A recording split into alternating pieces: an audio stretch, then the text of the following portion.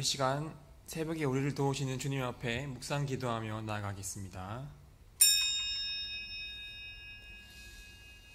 하나님, 이 새벽 하나님을 예배하러 나와왔습니다. 예배하는 이 시간 하나님의 놀라운 은혜를 부으사 신령과 진정으로 하나님을 예배하게 하여 주시옵소서. 주님만이 우리의 길이요 진리요 생명이오니 오늘도 하나님의 명령을 지켜 그 길을 따라 행하며 순종하는 하루가 되게 하여 주시옵소서. 예수 그리스도의 이름으로 기도드리옵나이다. 아멘. 우리 함께 찬송가 285장 함께 찬송하도록 하겠습니다.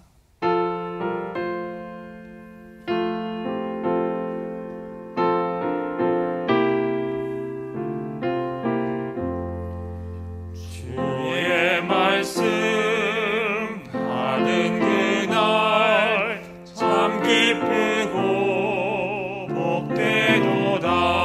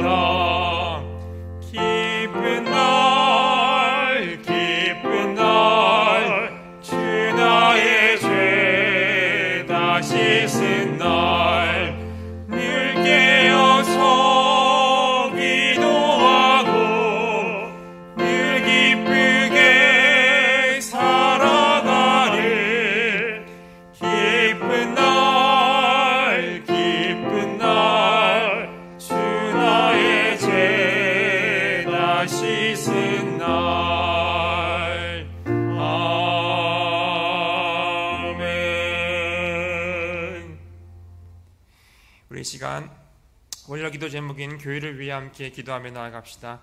받은 은혜를 한 주간 펼치게 하여 주시옵소서. 교회 성도들이 코로나를 은혜 중에 극복하게 하여 주시옵소서. 이 나라와 교회를 새롭게 하여 주시옵소서. 코로나 중에 교회와 우리 삶을 보호하여 주시옵소서라고 함께 기도하며 나아가도록 하겠습니다. 기도하도록 하겠습니다. 하나님 아버지, 오늘도 이 시간 우리 교회를 위해 함께 기도하며 나아갑니다.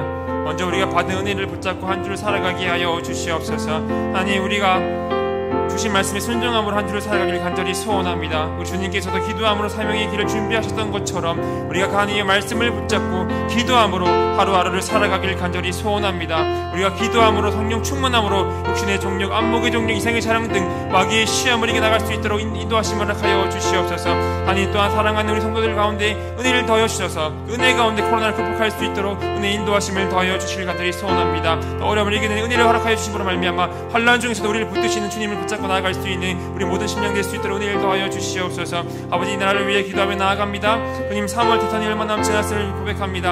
하나님을 두려워하고 하나님을 경외하는 의정자가 이 땅에 세워져 나갈 수 있도록 은혜를 부어 주시옵소서. 그러함으로 이 땅과 이 나라가 하나님을 두려워하고 경외하는 나라로 세워지게 하여 주시옵소서. 아니, 코로나 중에 이 교회와 우리의 삶을 보호하여 주시옵소서. 코로나라는 위협 속에서 우리의 교회와 우리의 삶을 보호하여 주시길 간절히 소원합니다. 지금까지 우리를 보호하시고 지켜주셨던 것처럼 하나님의 놀라운 은혜와 능력으로 우리를 지켜주시고 인도하여 주시옵소서. 주님 이름을 구하며 나아갑니다. 다스려 주시옵소서. 하나님 감사합니다. 우리가 교회를 위해 기도하였습니다.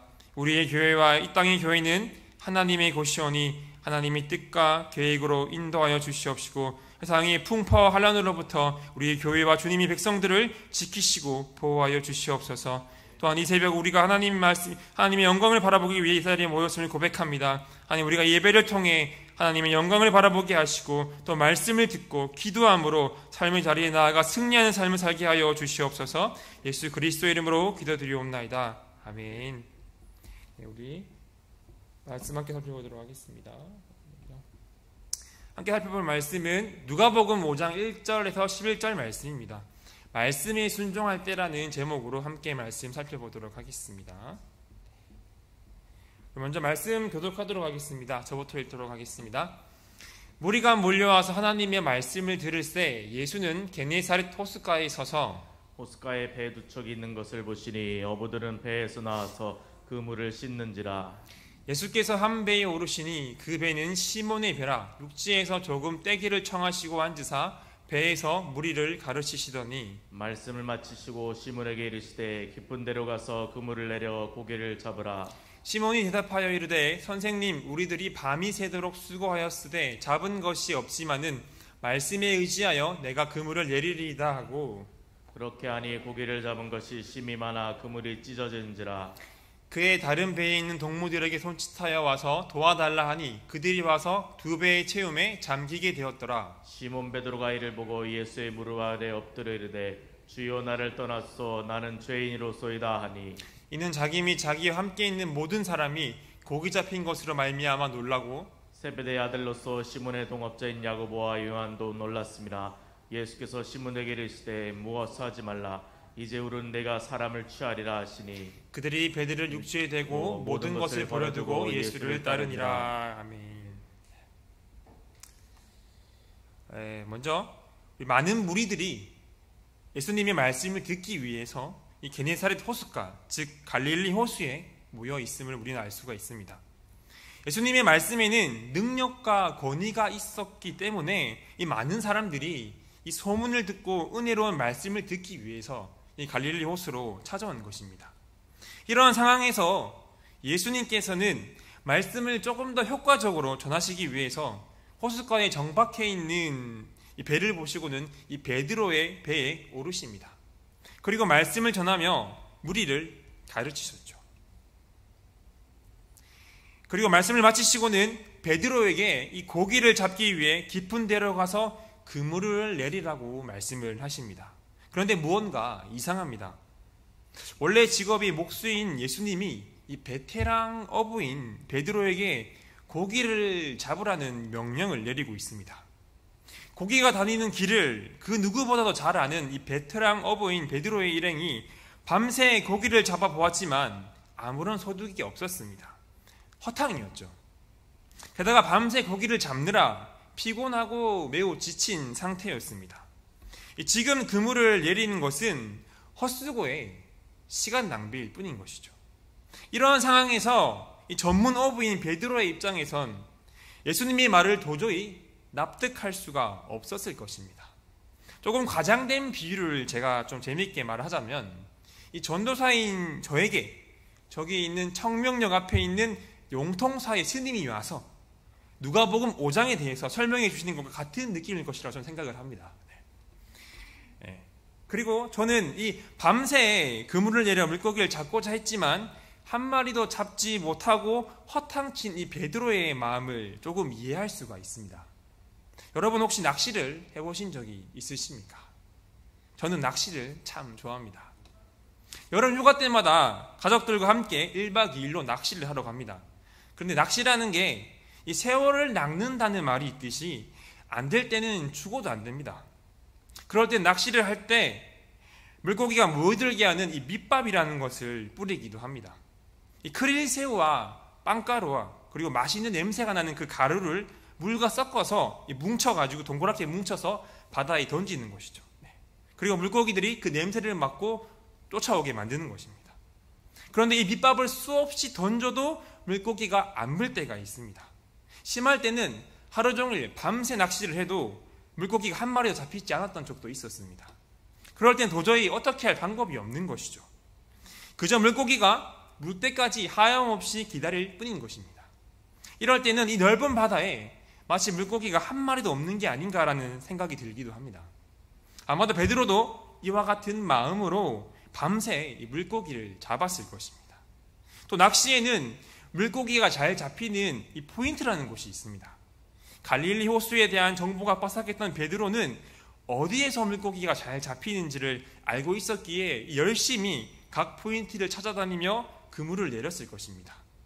밤새 물고기가 잡히지 않자 이 물고기를 유인하는 이 밑밥 같은 것도 아마도 뿌렸을 것입니다.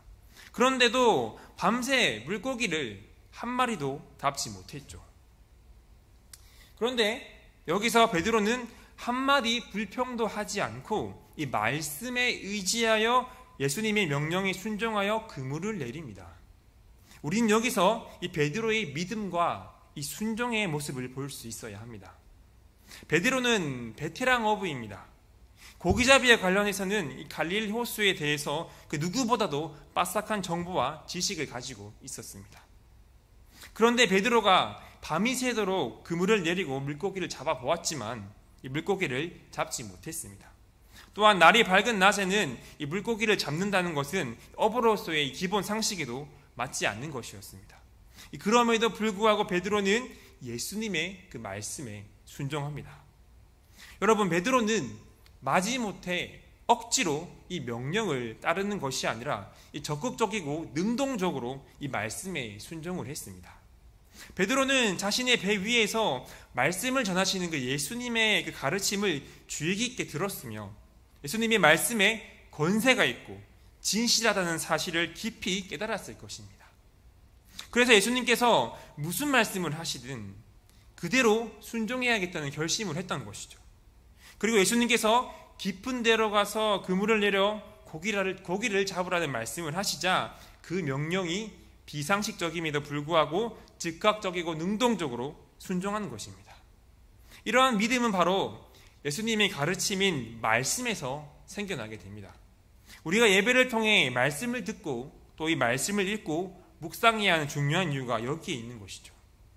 예수 그리스도의 말씀에 대한 묵상과 예수님의 성품을 깨닫지 않고서는 우리는 결코 이러한 믿음이 생겨날 수가 없습니다. 그러면 우리는 이러한 성숙한 신앙을 가지기 위해서 먼저 말씀의 자리에 나아가야 합니다. 그리고 주님의 말씀을 깊게 듣고 온전히 믿고 따르겠다고 결단을 해야 합니다. 주님 말씀하시면 나아가시길 바랍니다. 주님 뜻이 아니면 멈춰 서시길 바랍니다. 우리가 이렇게 결단함으로 내 생각과 내 기준과는 다르더라도 주님의 말씀이면 능동적이고 기쁘게 또 순종하는 그러한 믿음과 신앙을 가지는 여러분들이 되시기를 소망합니다. 베드로는 능동적이고 기쁘게 예수님의 그 말씀에 순종했습니다. 그 결과가 어떠합니까? 6절에서는 이렇게 말씀하고 있습니다. 그렇게 하니 고기를 잡은 것이 심이 많아 그물이 찢어지는지라. 본문 말씀에서는 어떻게 이렇게 많은 물고기를 잡을 수 있게 되었는지는 자세히 설명해 주고 있지는 않습니다. 중요한 것은 이 물고기가 그물이 찢어질 정도로 많이 잡혔다는 것에 있습니다. 예수님의 말씀에 대한 즉각적인 순종의 결과는 바로 물고기를 그물이 찢어질 정도로 많이 잡는 그러한 축복을 경험하게 되었습니다. 7절에서는 이 물고기가 너무 많아 두 배가 가득 차서 가라앉을 정도라고 말씀을 하고 있습니다. 이것은 예수님의 말씀에 순종할 때 그 결과가 어떠한지를 우리에게 잘 보여주고 있습니다. 밤새 물고기를 잡지 못한 어부인 베드로에게 지금 당장 필요한 축복은 무엇입니까? 바로 물고기를 잡는 것입니다. 그런데 이 베드로는 예수님의 이 말씀에 순종하자 물고기를 많이 잡는 이 풍성한 축복을 경험하게 된 것입니다. 그것도 2배가 가득 차 가라앉을 정도라고 말씀을 하고 있습니다. 이처럼 하나님께서는 우리에게 은혜를 베푸시기를 원하시며 이렇게 풍성하게 베풀어 주시기를 원하십니다. 하지만 많은 그리스도인들이 이러한 풍성한 은혜를 누리질 못하고 있습니다. 왜 그렇습니까? 바로 말씀에 순종하지 않기 때문입니다. 그렇게 우리는 이 베드로의 실천적인 순종의 모습을 본받아야만 합니다. 하나님의 진리의 말씀도 마음으로만 순종하고 그것을 행하지 않으면 그저 달콤한 꿈에 불과할 뿐일 것입니다. 우리가 믿음 생활을 하면서 신앙의 열매를 맺으려면 하나님의 그 말씀을 실천해야 합니다. 그런데 많은 그리스도인들이 자신들이 할 수 있는 일은 하지 않으면서 할 수 없는 일만 바라고 소원하고 기도하고 있습니다. 하나님에 대한 순종은 없이 그저 하나님의 기적과 축복만을 바라고 있는 것입니다. 이것을 우리는 기복신앙이라고 말을 하고 있죠. 하나님의 뜻을 구하고 순종하는 것이 아니라 그저 복만을 구하는, 자신이 잘되기만을 구하는 신앙을 말하는 것이죠. 우리는 이러한 기복신앙을 가져서는 안 될 것입니다. 여러분, 믿음도 중요하고 기도도 중요합니다. 하지만 우리에게는 이 베드로처럼 믿음대로 실천하는 이 순종이 필요합니다. 이러한 실천적인 순종을 가장 잘 실천하신 분이 가장 누구십니까? 바로 예수 그리스도이십니다. 예수님께서는 하나님과 동등하신 분이심에도 불구하고 우리 죄를 위하여 하나님의 뜻에 순종함으로 십자가에 달리셨습니다. 완전한 신이시지만 완전한 사람이신 예수님의 헌신과 순종으로 온 인류가 구원을 받는 그 놀라운 은혜를 입게 되었습니다. 이처럼 하나님의 은혜는 이 확장의 원리가 있습니다. 고요한 호수에 돌멩이를 던지면 그 물결이 호수 전체로 퍼져나가듯이 이 한 사람의 순종이 많은 사람에게 은혜의 물결로 퍼져나가게 되어 있습니다. 한 사람 베드로의 그 순종이 사람 낚는 어부가 되었고 예수님의 제자로서 많은 사람들에게 복음을 전파하게 되었습니다. 여러분, 예수님은 어부들보다도 이 어부들의 직업에 대해 더 잘 알고 계십니다. 그리고 어부들에게 필요한 것이 무엇인지를 더 잘 알고 계셨습니다. 10길 물속은 알아도 한 길 사람 속을 모른다는 속담이 있지만 우리 하나님께서는 10길 물속도 아시지만 한 길 사람 속도 아시는 분이십니다. 마찬가지로 하나님께서는 우리보다 우리를 더 잘 알고 계시며 우리에게 정말로 필요한 것이 무엇인지를 알고 계십니다. 그렇기에 우리는 하나님의 말씀에 순종하며 나아갈 때에 이 필요에 맞게 채워주시는 하나님의 놀라운 은혜와 축복을 경험할 수가 있는 것입니다.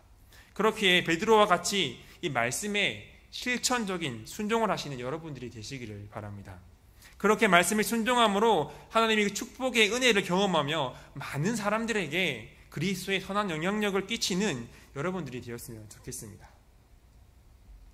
이어서 7절 8절에서 물고기를 그물이 찢어질 정도로 가득 잡는 이적을 경험한 후 이 베드로가 처음으로 한 행동은 바로 예수님의 무릎 앞에 엎드리는 것이었습니다. 또한 베드로가 예수님에 대한 호칭도 변화가 되었습니다. 물고기를 잡기 전까지만 하더라도 베드로는 예수님에게 선생님이라고 불렀습니다. 하지만 이제 베드로는 예수님에게 주여라고 부르고 있습니다. 그리고 베드로는 예수님에게 나를 떠나소서라고 고백을 합니다. 예수님에게 자신에게서 떠나갈 것을 요청하고 있는 것이죠.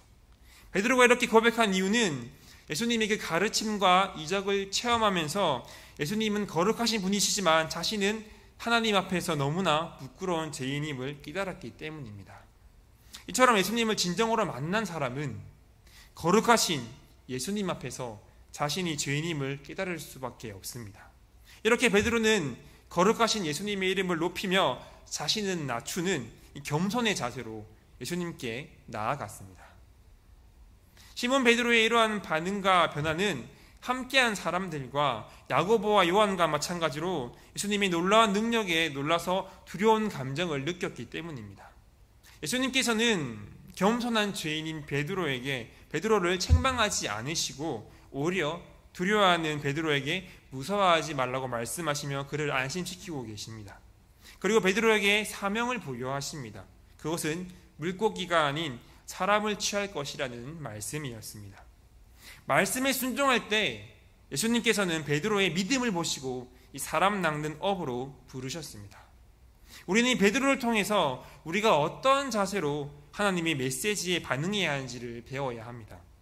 베드로는 예수님의 말씀에 능동적이면서도 긍정적으로 반응을 했습니다. 그리고 겸손하게 그 말씀에 순종했습니다. 죄인인 베드로가 예수님의 제자가 되어 하나님의 나라를 세워가는 일에 참여하였듯이 예수님께서는 죄인이었던 우리의 삶과 인생을 변화시켜 주실 것입니다. 예수님께서는 지금도 이 땅에서 하나님의 나라를 세워가는 일에 참여하라고 사람 낚는 업으로 우리를 부르고 계십니다. 예수님의 이러한 부르심에 반응하며 하나님의 나라를 세워가는 그런 일에 참여하는 여러분들이 되기를 소망합니다. 11절에서 사람을 취하리라는 예수님의 말씀은 이 베드로뿐만이 아니라 안드레와 세베대의 아들 요한과 야고보에게도 동일하게 주어진 말씀이었습니다. 예수님께서 어떤 분이신지를 알게 되었고 예수님 앞에서 자신들의 참모습을 발견한 이 어부들은 이제 예수님의 뒤를 따르는 제자의 삶을 선택을 합니다. 예수님의 부르심에 이들은 자신들의 그 모든 것을 버려두고 예수님을 따르게 되었습니다. 베드로가 가지고 있던 이 배와 그물은 이들이 먹고 살기 위해서는 가장 필요하면서도 가장 소중한 것이었습니다. 하지만 이 모든 것을 버리고 예수님을 따라가는 제자의 삶을 선택을 하게 됩니다. 이들은 예수님을 만남으로 자신들이 의지하는 모든 것을 버리고 예수님을 따라가게 되는 인생의 큰 전환점을 맞이하게 되었습니다. 이전까지의 베드로와의 어부의 삶의 모습은 갈릴리 호수에서 물고기를 잡고 시장에 팔아서 생계를 이루어가는 그 일상의 반복이었을 것입니다. 하지만 어부들에게 예수님이 나타나셨던 것처럼 이들의 인생관을 바꾸어 주셨습니다. 이 당시에 예수님을 만난 모든 사람들이 다 이들처럼 변화되지는 않았습니다. 그런데 베드로와 제자들은 예수님의 말씀에 순종함으로 예수님을 자신들의 삶 속에서 경험하게 되었고 자신들의 인생을 하나님의 나라를 위해서 그 복음을 위해 드리게 되었습니다. 이들은 예수님을 만난 후에 자신의 모든 것을 배설물로 여기고 오직 그리스도를 따르는 삶을 선택했습니다. 사도 바울 또한 빌립보서 3장에서 이렇게 고백을 하고 있습니다. 또한 모든 것을 해로 여김은 내 주 그리스도 예수를 아는 지식이 가장 고상하기 때문이라 내가 그를 위하여 모든 것을 잃어버리고 배설물로 여김은 그리스도를 얻고. 사도 바울의 이러한 고백처럼 예수님을 따라갔던 베드로와 제자들의 고백처럼 우리의 삶의 모든 것을 포기하고서라도 예수님을 따르겠다는 그 믿음의 결단, 순종의 결단을 하는 예수님이 참된 제자들이 되는 여러분들이 되었으면 좋겠습니다. 이렇게 매일의 삶이 하나님의 그 말씀에 순종함으로 하나님의 그 놀라운 축복과 그 은혜를 경험하는 사랑누리 교회 성도님들이 되시기를 소망합니다. 말씀을 정리하겠습니다. 우리는 오늘 본문을 통해서 예수님의 말씀에 순종하는 이 베드로의 모습을 보게 됩니다. 베드로는 상식적으로는 도저히 납득할 수 없는 예수님의 말씀에 적극적으로 순종하여 그물을 내렸습니다. 그 결과 그물이 찢어질 정도로 2배의 물고기에 가득 차 가라앉을 정도의 축복을 경험하게 되었습니다. 여러분, 예수님은 나보다 나를 더 잘 아시는 분이십니다. 그러한 예수님께서 죄인인 나를 부르고 계십니다. 그리고 우리를 변화시키기를 원하십니다. 베드로는 말씀에 순종함으로 주님 앞에서 자신이 죄인이라는 사실을 겸손하게 깨닫게 되었고 이 죄인에서 사람을 낚는 업으로 변화되었습니다. 이 깨달음은 제자들이 예수님을 전적으로 의지하도록 이끌게 만들었습니다. 제자가 된다는 것은 예수님을 전적으로 의지하고 신뢰하는 것입니다. 이 변화는 행동으로 이어졌으며 다른 사람들과 함께 이 베드로는 모든 것을 버려두고 예수님을 따라가게 되었습니다. 여러분, 하나님의 말씀에 대한 순종이 나에게 가장 큰 유익이 됨을 기억하시길 바랍니다. 말씀에 대한 순종이 이 베드로와 어부들이 물고기를 많이 잡는 큰 축복을 경험하였듯이 우리가 말씀 앞에 순종할 때 나에게 가장 큰 축복이 된다는 사실을 명심하시길 바랍니다. 이 말씀에 대한 순종이 내가 죄인임을 깨닫게 되며 나를 사람 낚는 업으로 변화시켜 줄 것입니다. 말씀에 대한 순종이 나의 모든 것을 버리고 예수님을 따르게 할 것입니다. 베드로의 순종을 그저 알고만 바라보는 것이 아니라 이 베드로처럼 예수님의 말씀에 적극적이고 능동적이게 순종함으로 하나님의 그 은혜를 경험하며 사람을 낚는 어부가 되는, 하나님의 나라를 세워가는 데 쓰임받는 여러분 한 사람 한 사람이 되시기를 소망합니다. 기도하도록 하겠습니다. 하나님, 오늘 말씀을 통해 예수님의 말씀에 순종하는 이 베드로의 모습을 바라봅니다. 하나님, 우리가 이 베드로처럼 적극적이고 능동적으로 하나님의 말씀에 순종하기를 원합니다. 변명하며 머뭇거리는 것이 아니라 의심하지 않고 즉각적이게 말씀을 따르기를 원합니다. 하나님 말씀 앞에 주춤거리는 것이 아니라 말씀을 따르고 지켜 행하는 우리가 되게 하여 주시옵소서. 말씀의 순종함이 우리에게 최고의 유익임을 믿습니다. 하나님이 그 말씀의 순종함으로 우리에게 가장 필요한 축복과 은혜를 경험하는 우리 한 사람 한 사람이 되게 하여 주시옵소서. 하나님의 말씀에 순종할 수 있는 믿음을 허락하여 주시고 그 믿음을 따라 살아가며 사람을 낚는 어부로서 하나님의 나라를 세워가는 데 쓰임받는 그런 일꾼들이 되게 하여 주시옵소서. 하나님의 말씀에 따름에 있어서 내 것을 붙잡는 것이 아니라 주님 앞에서 나의 모든 것을 배설물로 여기며 오직 예수님을 따라가는 사랑누리 교회 성도님들이 될 수 있도록 역사하여 주시옵소서. 오늘도 말씀하신 하나님의 말씀에 순종하는 그런 하루가 되길 원하오며 예수 그리스도의 이름으로 기도드리옵나이다. 아멘. 우리 오늘 주신 말씀을 붙잡고 또 여러분들이 각자의 기도 제목을 두고 함께 기도하며 나아가도록 하겠습니다.